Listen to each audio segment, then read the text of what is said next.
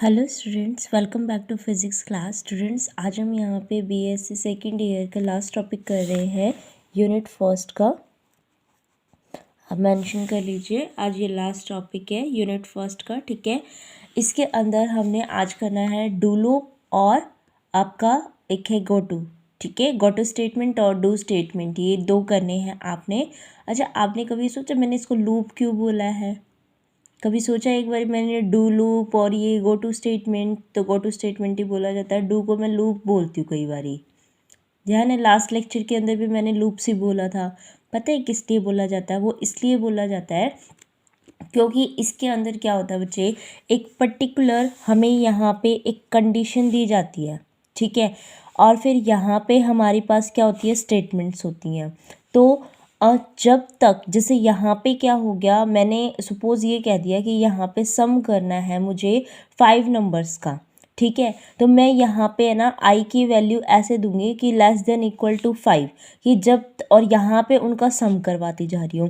तो यानी कि जब तक वो हमारे पास 5 नंबर नहीं ले लेगा तब तक ये बार बार ये स्टेटमेंट हमारी एग्जीक्यूट होगी। जैसे ही मेरे आई की वैल्यू मेरी 6 हो जाएगी तो ये टेस्ट कंडीशन फेल हो जाएगी, तभी वो क्या करेगा, नेक्स्ट कंडीशन के ऊपर जाएगा, ठीक है। इसका मतलब क्या हुआ कि मुझे इन स्टेटमेंट्स को क्या करवाना है, बार बार रिपीट करवाना है। तो उसके लिए मुझे क्या करना पड़ेगा, डू लूप यूज़ करना पड़ेगा। वैसे सी प्रोग्राम जिन्होंने पढ़ा होगा उन्होंने देखा होगा कि ऐसे स्टेटमेंट्स को एग्जीक्यूट करवाने के लिए हमारे सी लैंग्वेज के अंदर तो क्या होता है बच्चे, फोर लूप होता है, डू लूप होता है, वाइल डू भी होता है, ठीक है। तो ये स्टेटमेंट्स हमारे पास हम वहाँ यूज़ करते हैं।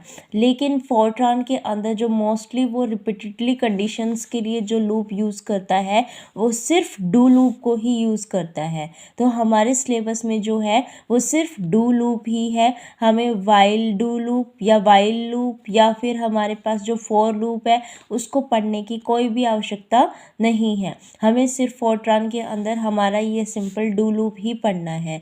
तो मैंने किस लिए आपको इसका यूज़ बताया है, अगर रिपीटेडली कंडीशंस को बार बार आप, मतलब कोई भी कंडीशन, कोई भी स्टेटमेंट्स है, आपको उसको बार बार रिपीट करवाना है, तब तक करवाना है जब तक हमारी ये वाली कंडीशन सेटिस्फाई ना हो जाए, यानी कि i इज़ इक्वल टू 5 तक ना हो जाए। बार बार ये चलेगा।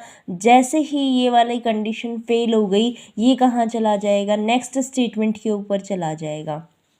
क्लियर हो रहा है? ठीक है। तो इसको हम क्या बोलते हैं, डू स्टेटमेंट बोलते हैं। अब इस स्टेटमेंट के अंदर एक तो आपको इसके रूल्स पढ़ने हैं कि कैसे कैसे ये बनाया जाता है, ठीक है, यूज़ कैसे किया जाएगा, एक इसके अंदर से बाहर कैसे निकला जाए, उसके लिए क्या रूल्स हो सकते हैं।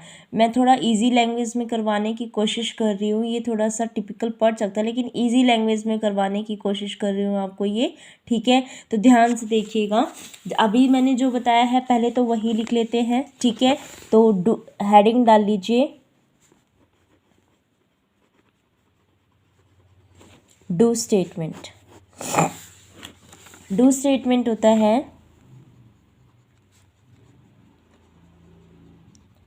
This statement is used to execute a sequence of statements repeatedly until some logical condition is satisfied, ठीक है। जब तक एक पर्टिकुलर लॉजिकल कंडीशन सेटिस्फाई नहीं हो जाती, जैसे मैंने आपको ऊपर बताया था, तब तक ये वाली जो बॉडी ऑफ लूप है, जैसे ये स्टेटमेंट ब्लॉक 1 डाल दिया मैंने इसको, ठीक है, तब तक ये क्या करती रहेंगी, हमारी एग्जीक्यूट करवाता रहेगा, ठीक है। इसका सिंटेक्स लिखो बच्चा।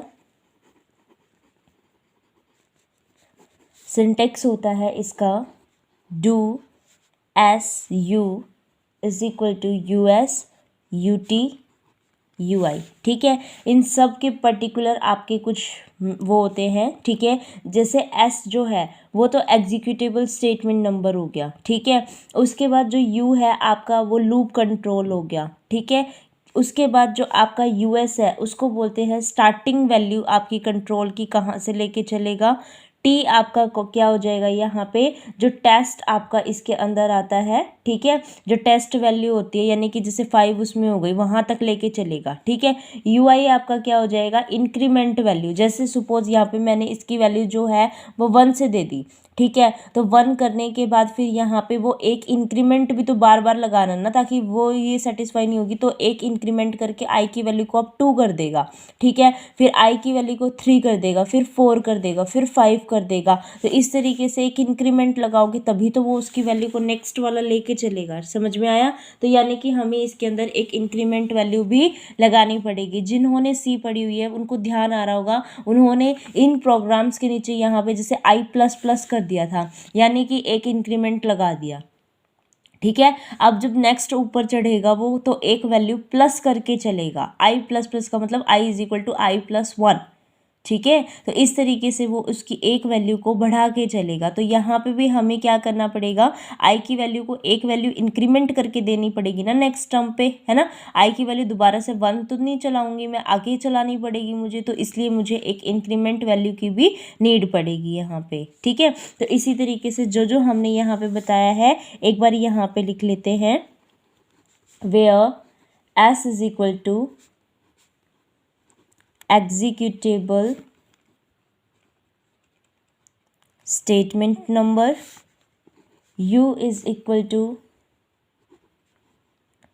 loop control variable, जिसको हम क्या बोलते हैं बच्चे, इंडेक्स ऑफ लूप, ठीक है। यूएस आपका होता है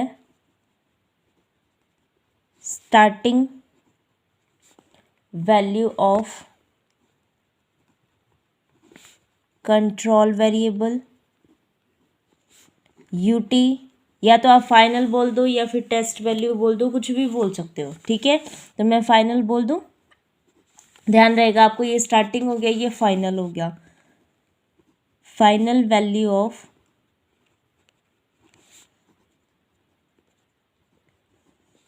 कंट्रोल वेरिएबल, और यूआई क्या है आपका, increment value in control variable, ठीक है। तो इतना हो गया अपना ये, ठीक है। And it is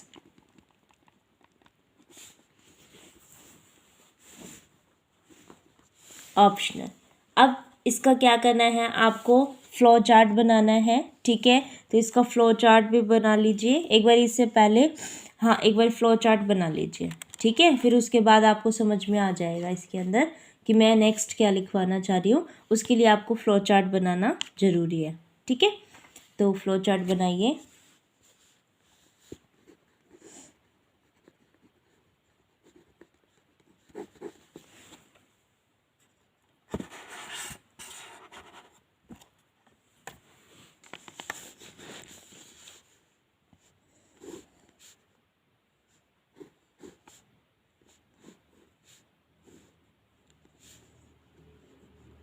do S U is equal to, यहाँ क्या क्या लिखवाया है मैंने आपको, U S U T U I, ठीक है। U S U T U I ये लिखवाए हैं, ठीक है। और फिर उसके बाद आपको यहाँ पे क्या करना है, एक कंडीशन जो है body of loop,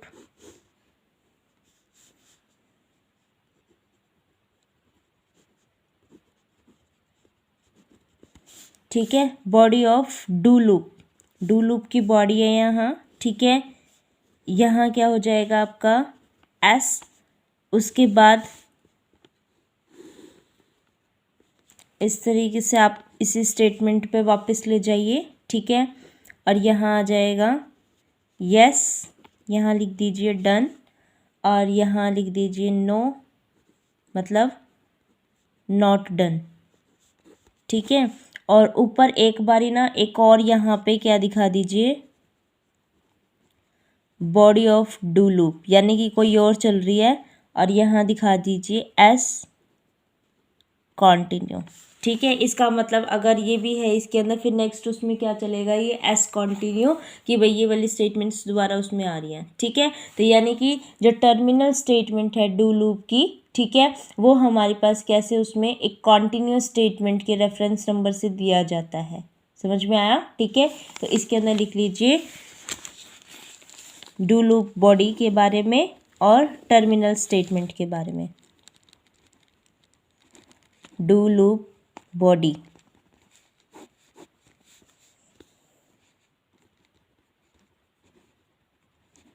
the block statement between do statement and statement whose reference number is do loop body। और हमारी जो टर्मिनल स्टेटमेंट है उसके बारे में लिखिए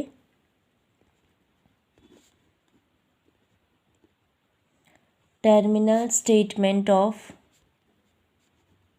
डू लूप।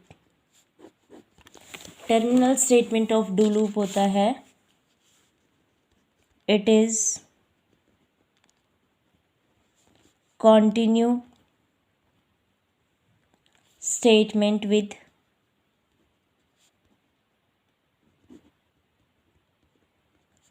Reference number. ठीक है, and this statement has the form, कैसी फॉर्म होती है इसकी, एस कंटिन्यू। ठीक है, अभी बताया था मैंने इसको, जैसे ये बॉडी ऑफ लूप है, इसका एक पूरा ये इस तरीके का पोर्शन चल रहा था। ठीक है, फिर उसके बाद यहाँ पे एस कंटिन्यू लिख दिया, यानी कि ऊपर वाला यहाँ पे स्टॉप हो गया। फिर नेक्स्ट मैंने इसको करा, ठीक है, अगले इसमें मैं यहाँ पे क्या लिख देती, फिर एस कंटिन्यू टाइप का करके फिर लिख देती। ठीक है, तो ये क्या हो जाएगी, यहाँ पे इसकी टर्मिनल स्टेटमेंट हो जाएंगी। समझ में आया? ठीक है, अब इसके एग्जीक्यूशन ऑफ डू लूप्स के कुछ पॉइंट्स हैं। ठीक है, एक बार उनको लिख लीजिए, समझ में आ जाएगा वैसे तो वो। ठीक है, पॉइंट्स हैं, जस्ट उनको लिख लीजिए।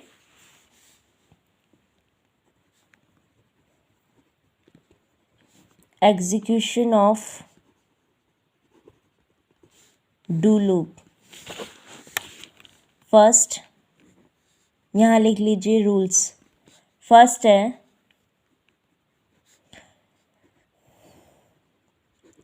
द लूप इज़, ये कुछ कंडीशंस आएंगी बच्चे। ठीक है, इन कंडीशंस को आपको ध्यान में रखना पड़ेगा थोड़ा सा, जो कंडीशंस आ रही हैं। ठीक है, 5 या 6 या 7 कंडीशंस होंगी, इन कंडीशंस को आपको ध्यान रखना पड़ेगा इसके अंदर, तो आप नोट डाउन करके उसको लर्न करेंगे। ठीक है, इन स्टेटमेंट्स को, ये जो 6-7 में लिखवाने वाली हूँ, इन स्टेटमेंट्स को आप लर्न करोगे। ठीक है, तो चलिए लिखिए। फर्स्ट है द लूप इज एग्जीक्यूटेड कब, अगर n is equal to integer part of ut minus में us divided by ui plus 1 times, इतना टाइम्स करेगा। ठीक है, second if n is less than equal to 0 the loop will not be executed।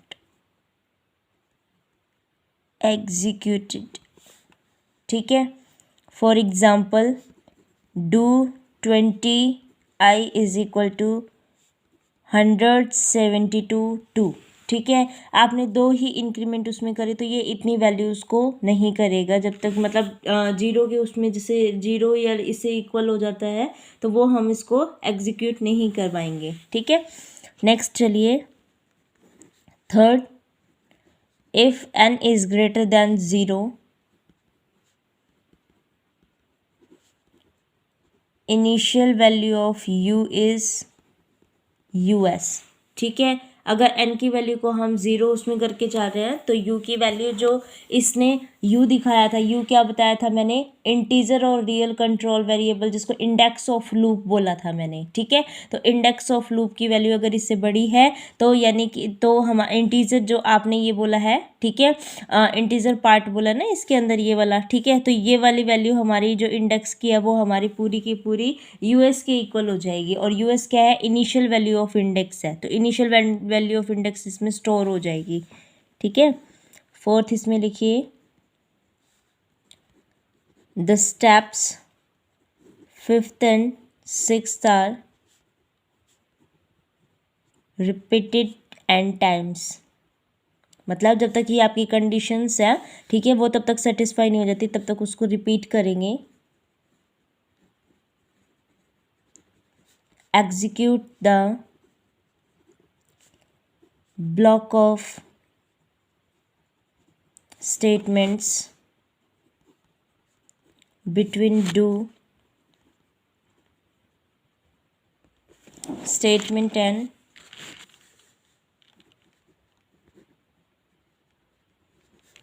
Reference number. Sixth, u is equal to U plus में U I, यानी कि एक increment लगा के उसके अंदर उसकी वैल्यू को स्टोर कर देगा, ठीक है। Continue execution from statement after the statement whose reference number is s, ठीक है। बस इतने आपको करने हैं इसके अंदर, ठीक है। तो ये हमारे पास क्या हो गया बच्चे, डू लूप हो गया है, ठीक है। अब इसके अंदर आपने क्या करने हैं, exit from A do loop भी लिखना है, ठीक है, वो और लिख लीजिए।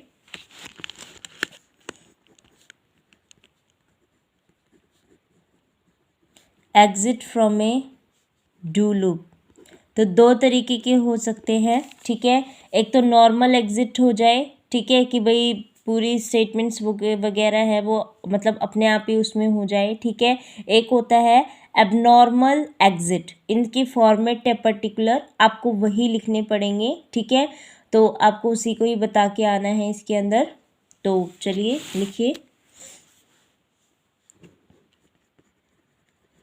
there are two ways to get out from the body of do loop. First is normal exit, इसमें लिखिए it take place when index of do statement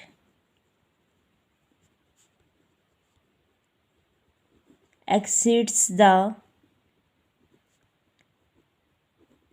end value of index of do statement।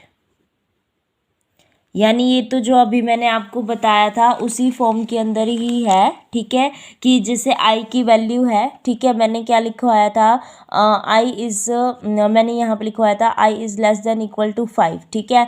1 से लेके चला, कब तक चलेगा, जब तक ये टेस्ट कंडीशन सेटिस्फाई नहीं हो जाती, ठीक है। ये होने के बाद अपने आप ही वो क्या करेगा, इससे बाहर निकल के यहाँ एस कंटिन्यू लिखा जाएगा, अपने आप ही ये नेक्स्ट स्टेटमेंट के ऊपर चला जाएगा, ठीक है। ये तो क्या हो गया, आपका नॉर्मल एग्जिट हो गया, क्या हो गया, ये नॉर्मल एग्जिट हो गया है, ठीक है। उसके बाद नेक्स्ट उसमें चलते हैं, इसका एग्जाम्पल लिखवा देती हूँ। Example, do 10i is equal to 1 5 2, ठीक है, कि भाई ये स्टेटमेंट्स इसके उसमें करेगा, तो जब तक ये सेटिस्फाई कर रहा है तब तक तो ये चलेगा, नहीं तो फिर ये बंद हो जाएगा, ठीक है। ये कब बंद हो जाएगा, जब आई की वैल्यू जो है आपकी वो हमारी 5 से एक्सीड करेगा, ठीक है, तभी क्या हो जाएगा, क्योंकि इसकी लास्ट वैल्यू आपने क्या दी है, 5 दी है, 1 से स्टार्ट होएगा 5 तक चलेगा, तो i की वैल्यू जब 5 तक आ जाएगी, 5 से बड़ी होएगी, तब ये क्या हो जाएगा, इसके बाद ये नॉर्मल एग्जिट कर जाएगा। ठीक है, तो आप यहाँ पे लिख भी लीजिए ताकि आपको ध्यान रहे। Exit from do loop takes place when I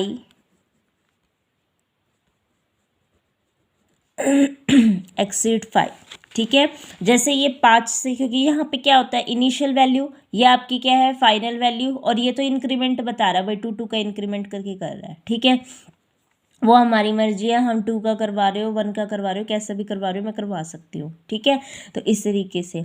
next है आपका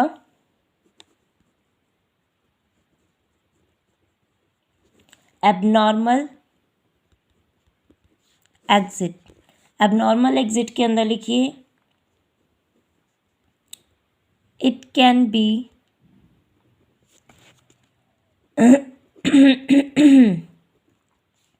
वेल डिफाइंड एज, इसका एक प्रॉपर सिंटेक्स आप उसी को ही लिखिएगा। Do 10i is equal to 1 10 2। यहाँ कुछ स्टेटमेंट्स हैं। If k is equivalent to o, go to 20, फिर कुछ लाइन्स, फिर यहाँ पे 10 कंटिन्यू। ठीक है, फिर 20 के ऊपर जाना था, तो यहाँ इसके नीचे 20 लिखेंगे और यहाँ लिख दीजिएगा स्टॉप और फिर यहाँ एंड। ठीक है, यानी ये यहाँ से स्टार्ट करना है, ये तो थोड़ा सा वो हो गया था। ठीक है, आप यहीं से ही स्टार्ट करेंगे इसके अंदर, तो ये क्या हो जाएगा, इसी उस पे फॉर्म पे आप इसको बता के आ जाना। ठीक है, अब चलते हैं नेस्टेड डू लूप के ऊपर। अगर नेस्टेड डू लूप आ रहा बच्चे तो कैसे करोगे, नेस्टेड डू लूप के अंदर कैसे करते हैं बताओ।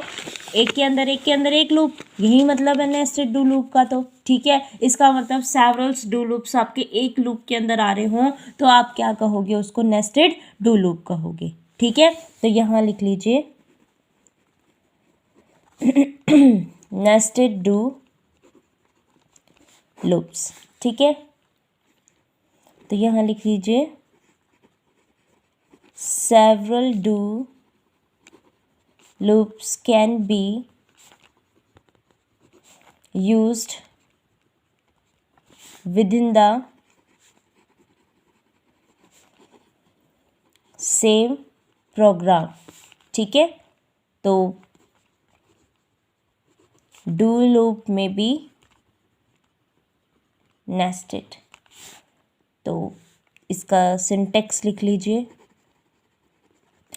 पता है एग्ज़ाम में बच्चे आपको और कुछ पता हो चाहे ना पता हो, सिंटेक्स जरूर पता होना चाहिए। ठीक है, 2 नंबर या 3 नंबर मिल जाएंगे सिंटेक्स में भी खाली। ठीक है, तो आप सिंटेक्स जरूर ध्यान रखिएगा इसका। अब आपको पता है डू लिखते हैं, एस लिखते हैं, यू लिखते हैं, इज इक्वल टू यू आई और क्या वो यू एस यू टी और यू आई, ये 3 चीज़ें तो लिखते हो, इनकी वैल्यू को वेरी करवाते जाओ। ठीक है, और ऐसे एक के अंदर एक के अंदर एक बनाते जाओ। ठीक है, यहाँ मैंने क्या लिख दिया, do S1 U is equal to U S U T U I, ये तो मेरे पास था ही। ठीक है, फिर कुछ स्टेटमेंट्स आ गई। ठीक है, यहाँ मैंने लिख दिया US2, अब के वी मैंने करवा दिया, यहाँ क्या हो जाएगा VS VT और यहाँ कितना हो जाएगा VI, फिर कुछ स्टेटमेंट्स आ जाएंगी। ठीक है, तो फिर उसके बाद क्या आएगा इसके अंदर, डू S3, सपोज मैंने M कर दिया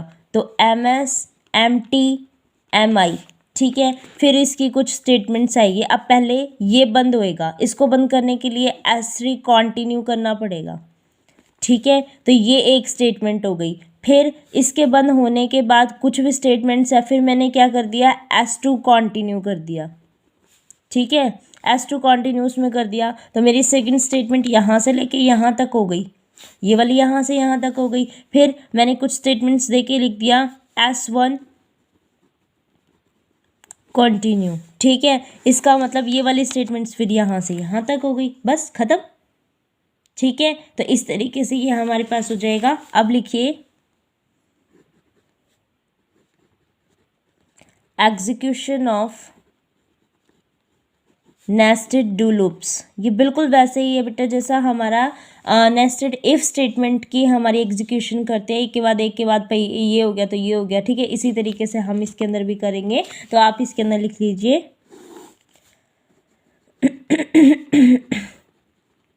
it is almost similar as execution of nested if statements, ठीक है। इसके अंदर क्या होता है बच्चे, पहले एक जो इनर मोस्ट वाला है वो आपने देखा ना, पहले तो इनर मोस्ट क्लोज हुआ है, फिर उसके बाहर वाला, फिर उसके बाहर वाला, ठीक है। तो इसका मतलब इसके अंदर जो भी इनर मोस्ट लूप होता है वो पहले एग्जीक्यूट करेगा, फिर हमारे पास कौन सा करता है, आउटर मोस्ट करता है, ठीक है। तो आप इसके अंदर ये भी चीज़ लिख लीजिए क्योंकि पॉइंट आ रहा है ना यहाँ से आपको समझ में, ठीक है। तो जितना आता है वो तो लिखेंगे ही लिखेंगे। The innermost loop is executed first, then next outer loop is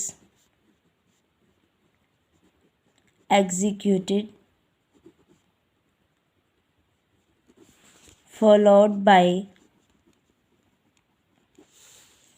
next subsequence outer loop until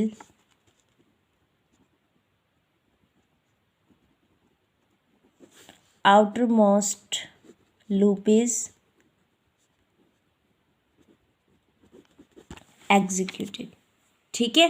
तो ये हमारे पास यहाँ पे हो गया है आपका डू लूप। बस इतना ही बहुत है पेपर के लिए, ठीक है। इससे ज़्यादा की और की बिल्कुल भी नीड नहीं है, बस ठीक है इतना।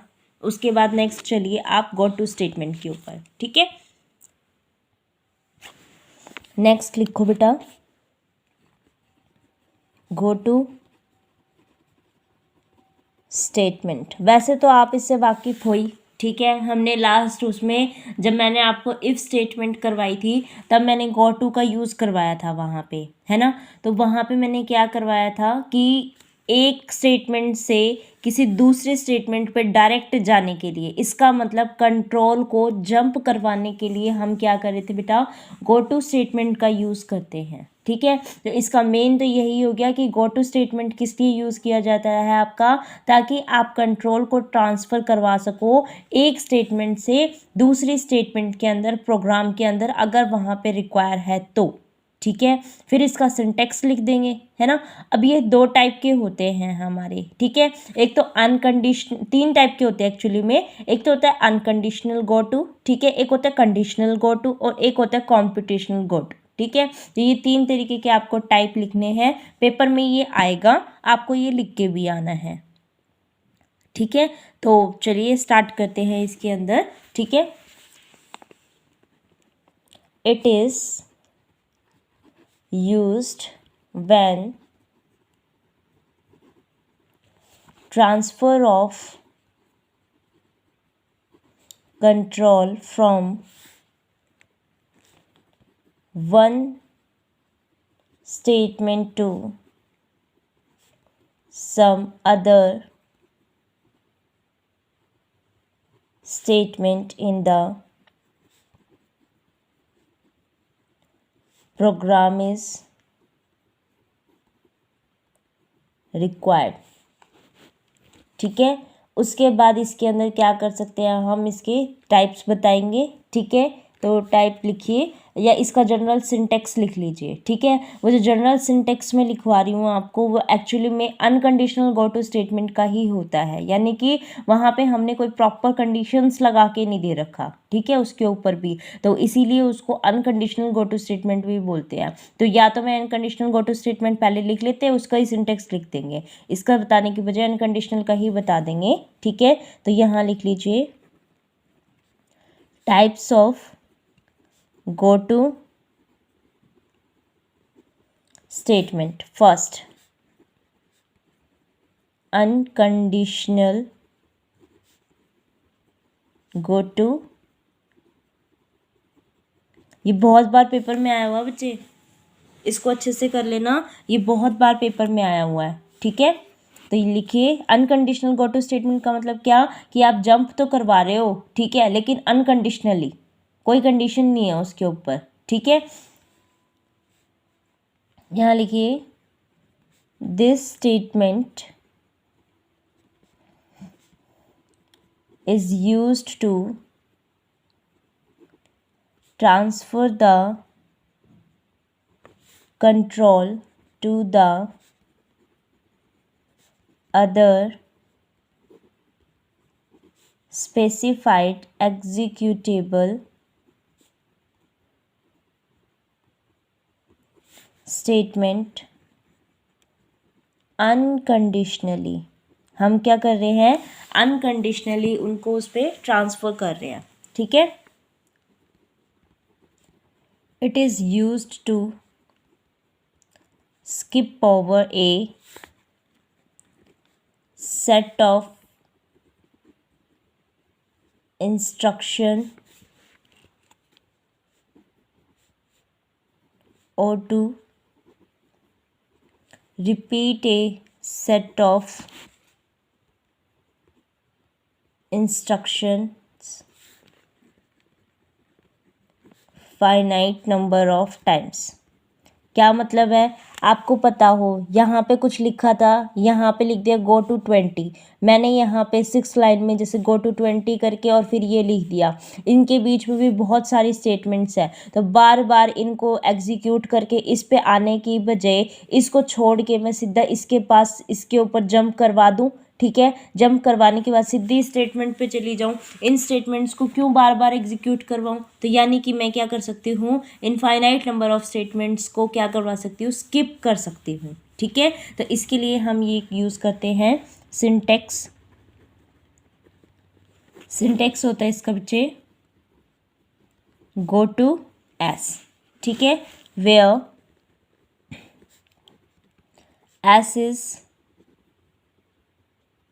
statement number of any executable statement to which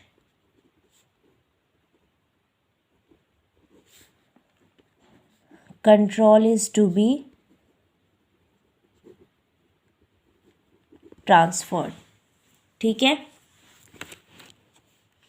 तो हमारे पास यहाँ हो गया, अगर मतलब हमारे पास जो भी स्टेटमेंट लेबल है वो गो टू स्टेटमेंट्स के नीचे है, ठीक है, तो उनको स्किप करके तो जो करेगा वो उस जंप को बोलते हैं फॉरवर्ड जंप, ठीक है। लेकिन अगर हमारे पास गो टू स्टेटमेंट के ऊपर मैंने नंबर दे दिया, जैसे यहाँ पे लिखने के बाद तो मैंने यहाँ लिख दिया, तो इस जंप को बोलते हैं फॉरवर्ड जंप। लेकिन अगर इसको करवाने के बाद सपोज मैं यूँ कहती हूँ कि ऊपर वाली कंडीशंस को दोबारा रिपीट करवा दे, ठीक है, या वहाँ चला जाए, ये कंडीशन सेटिस्फाई नहीं हो रही तो ऊपर वाली को दोबारा से चेक करके फिर नीचे आए, ठीक है, तो इसके लिए उस जंप को हम क्या बोलते हैं, बैकवर्ड जंप बोलते हैं। तो इनको भी लिख लीजिए।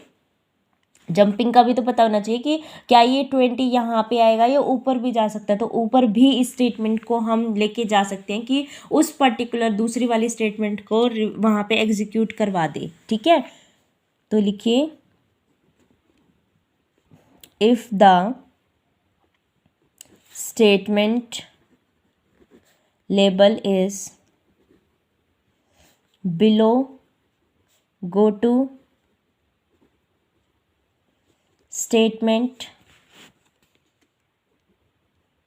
some statement will be skipped and the jump is called forward jump, and if the statement label is above the go to statement, then some statements will be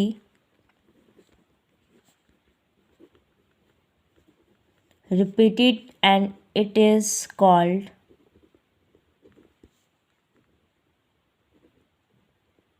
backward jump। समझ में आ रही है? अगर ये यहाँ लिखोगे तो ये सीधी छूट गई, सीधी इस पे जंप करवा देगा। लेकिन अगर इसको मैंने यहाँ लिख दिया तो इसकी जंप तो इस पे करवा देगा, लेकिन ये वाली स्टेटमेंट्स एग्जीक्यूट करेंगी। समझ रहे हो? ये वाली दोबारा एग्जीक्यूट करेंगी। और यहाँ लिखोगे तो ये सीधा इस पे चला गया। यहाँ करोगे जा तो ये यहाँ पे भी इस पे रहा है, लेकिन ये इनके बीच की जो स्टेटमेंट है ना बेटा, उसको एग्जीक्यूट करवाएगा। लेकिन यहाँ पे क्या हो रहा था, इसको तो ये छोड़ ही रहा है। तो ये अगर नीचे लिखेंगे, बिलो लिखेंगे तो स्किप होती हैं, और अबव करेंगे तो वो रिपीट करेगा उन स्टेटमेंट्स को। ठीक है, तो आपको आई थिंक ये क्लियर हो गया है। नेक्स्ट चलिए,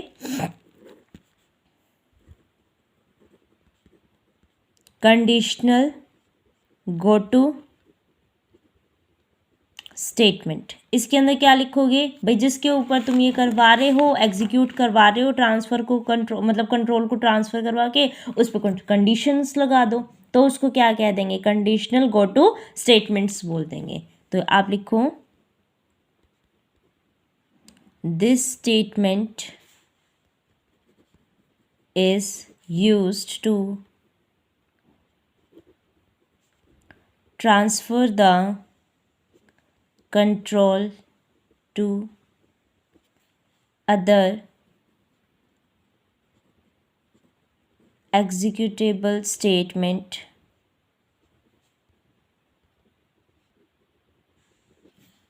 with some कंडीशन। ठीक है, depending upon the condition different parts भी आप उसके अंदर फॉलो कर सकते हो। तो ये लाइन भी लिख लीजिए, depending upon the condition different parts are follow. ठीक है, अब इसके अंदर एक प्रोग्राम लिख लेते हैं। ठीक है, और फिर उसके बाद नेक्स्ट टाइप ऑफ आपका गो टू स्टेटमेंट, यानी कि जिसको हम बोलते हैं कंप्यूटेड गो टू स्टेटमेंट, वो करने के बाद बस फिर ख़त्म है ये। ठीक है, आगे हम इसको नहीं करेंगे, बस इतना ही करना है इसके अंदर। ठीक है, गो टू स्टेटमेंट ज़्यादा नंबर का नहीं आएगा बच्चे ये। ठीक है, 5 to 6 मार्क्स का ही आएगा। लिखिए, program to print positive numbers from 1 to 10। ठीक है, इसको मैं कंडीशनल गो टू स्टेटमेंट की हेल्प से कर रही हूँ। तो यहाँ पे 1 करके सी करके मैं कमेंट डलवा रही हूँ कि क्या, कि मैं इस प्रोग्राम को यूज़ कर रही हूँ, 10 नंबर्स को प्रिंट करवा रही हूँ using conditional go to statement. ठीक है, तो यहाँ पे मुझे लिखना पड़ेगा, program to print numbers up to 10 using conditional go to. आप इसको एक ही लाइन में लिख के जाएंगे। ठीक है, यहाँ पे सेकंड, यहाँ पे क्या करेंगे, आई की इनिशियल वैल्यू मैंने क्या कर दिया, 0 कर दिया। क्यों, वो इसलिए किया है कि अगर यहाँ पे 1 होता ना तो बच्चे वो एक उसको कंसीडर करता। अब ये 0 है, यानी कि इसके अंदर कुछ भी नहीं है, ये बिल्कुल एम्प्टी है। अब जैसे ही मैं नंबर करूँगी ना तो वो सीधा उसी नंबर को प्रिंट करवाएगा, क्योंकि उससे पहले उसके अंदर कुछ भी नहीं था, 0 एड्रेस था उसका। ठीक है, उसके बाद यहाँ लिख दीजिए थर्ड 10, क्योंकि 10 नंबर करवाने हैं तो 10 के तक जब तक नहीं हो जाता तब तक यहाँ पे वो उसको जंप करवाता रहेगा। Right star star i for i is equal to i plus 1। मैंने कहा था ना इंक्रीमेंट देने के लिए हम इसको करेंगे, और एक एक का इंक्रीमेंट दे रही हूँ। If i is less than equal to 10, कहाँ चला जाए बच्चे, 10 के ऊपर। ठीक है। जब तक ये कंडीशन सेटिस्फाई नहीं हो जाती तब तक उसको 10 के ऊपर जाना है, इंक्रीमेंट लगाता जाएगा, ठीक है। सिक्स्थ, वो कंडीशन अगर फेल हो गई तो ये सीधी स्टॉप हो जाएगी। और सेवंथ एंड, बस ख़त्म, बस इतना ही तो करना था, ठीक है। तो हमें क्या करना है, इसके अंदर इतना ही करना था। अब चलिए नेक्स्ट चलते हैं, computed go to statement. Next third लिखिए,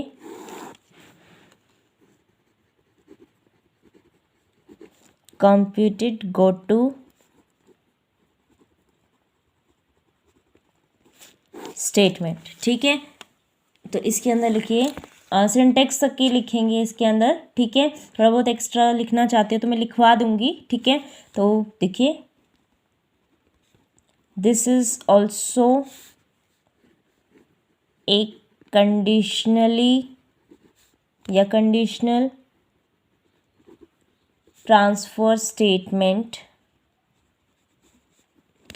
and provides multi alternatives selection facilities, ठीक है। इसका सिंटेक्स लिखिए,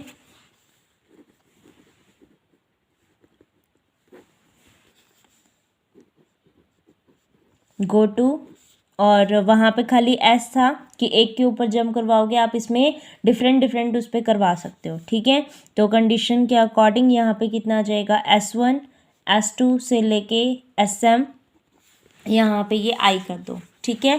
तो यहाँ लिखिए, where S1 S2 dash dash dash SM are statement numbers of executable statements and I is integer expression as variable, ठीक है। अब जो हमने यहाँ पे लिखा है ये वाला, एक बार इसको थोड़ा सा समझ लेते हैं, ठीक है। उसके बाद इसको भी लिख लेंगे, एक बार समझ लो। देखो बच्चे, इसके अंदर क्या होगा कि इन स्टेटमेंट्स के कुछ ना कुछ नंबर्स दिए जाएंगे, ठीक है। 1 2 3 4 5 6 7 8 11 M तक दे दिया मैंने, ठीक है। आई की वैल्यू, ठीक है, आई की वैल्यू जब तक मेरी इनके बीच में लाई कर रही है, यानी कि 1 से लेके M तक, तब तक तो ये हमारे पास वहाँ तक चलेगा, ठीक है। अदरवाइज अगर मेरी आई की वैल्यू इनसे कम या इनसे एक्सीड कर गई तो जो हमारा कंट्रोल है वो हमारा go to statement, computed go to statement की जो नीचे वाली स्टेटमेंट होगी एकदम से उसके ऊपर चला जाएगा, ठीक है। ये इसका पूरा का पूरा कहने का मतलब है, ठीक है। तो आप यहाँ पे लिखिए, when computed go to statement is executed, the value of integer expression is evaluated and control is transferred to the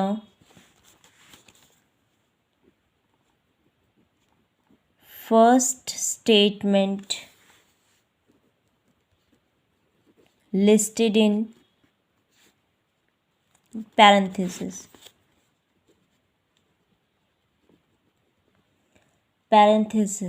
ठीक है। इसके बाद आप ये लिखिए, the value of I must lie within the range I कहाँ से 1 to M तक, ठीक है, अकॉर्डिंग टू सिंटेक्स, ठीक है। और अगर ये एक्सीड कर गई तो नहीं उसमें होएगा, ठीक है। नेक्स्ट स्टेटमेंट पे चला जाएगा। If the value of I is less और exceeds this, then control transfer to the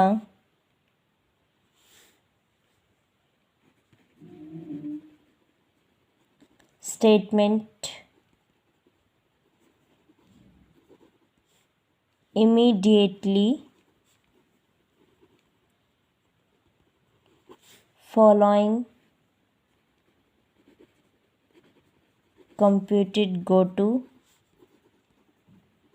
statement. तो बच्चे यहाँ पे आपका ये कंप्लीट होता है, ठीक है। इसके अंदर 2 या 3 नंबर का तो जैसे आपके टाइप्स वगैरह ही उसमें हो गए। एक आपने प्रोग्राम बना दिया, ठीक है, गो टू स्टेटमेंट बता दिए, इनके सिंटेक्स बता दिए। तो इतना ये 6 मार्क्स के अंदर सफिशिएंट है, ठीक है। तो आप इसको करके जाएंगे और अगर ज़्यादा ही वो है तो आपकी बुक में से जो इसके लिए जो प्रोग्राम दिया हुआ है आप उसको भी कर सकते हैं, ठीक है। मैंने देखा नहीं है वो छोटा या बड़ा है, जैसा भी है आप कोशिश करना फिर उसको करने की। अगर इससे भी लेंथी आपको चाहिए तो, अदरवाइज़ इतना सफिशेंट है, ठीक है। आप यहाँ तक करके आएंगे तो आज हमारी फर्स्ट यूनिट कंप्लीट होती है। 19 को मैं आपको क्वेश्चन पेपर शो करूँगी जिसके अंदर फर्स्ट यूनिट्स के क्वेश्चन होंगे। आप बताना उसमें से आप कितने क्वेश्चन अटैम्प्ट कर पा रहे हो, ठीक है। ये तो आपको पता ही है, वहाँ पे यू को है ना 7-8 क्वेश्चंस मिलेंगे आपको। 2 या 3 ही क्वेश्चंस आपके किसके उसमें होंगे, फर्स्ट यूनिट के होंगे। तो आप क्या जितना हमने किया है आपको पता भी चल जाएगा उस अकॉर्डिंग कि किस तरीके से करें। कई बच्चे क्या सोच रहे हैं ऊपर वाला कर जाओ, नीचे का छोड़ जाओ तो क्या अटैम्प्ट हो जाएगा। ऐसा बिल्कुल भी नहीं है। आप वो क्वेश्चन पेपर देखोगे ना तो आपको अपने आप पता चल जाएगा, ठीक है, कि कैसे कैसे क्वेश्चंस कहाँ कैसे लिंक बना के वो दे रहा है। आधे नीचे का पार्ट आएगा, आधा ऊपर का पार्ट आएगा, फिर फंस जाओगे, समझ रहे हो, फिर फंस जाओगे, ठीक है। तो इसीलिए जितना मैंने करवाया है यहाँ तक का कंप्लीट कर लेना। एरे वाला बेशक से छोड़ देना, ठीक है, एरे वाला बेशक से छोड़ देना। तो वो आपका 19 को मैं शो करूँगी, ठीक है, सभी कनेक्ट होंगी उसके अंदर। और उसके बाद जो भी उसमें होगा सभी बताएंगे कि आप उसमें क्या क्या लिखोगे, एक डिस्कशन होगा पूरा उस पर, ठीक है।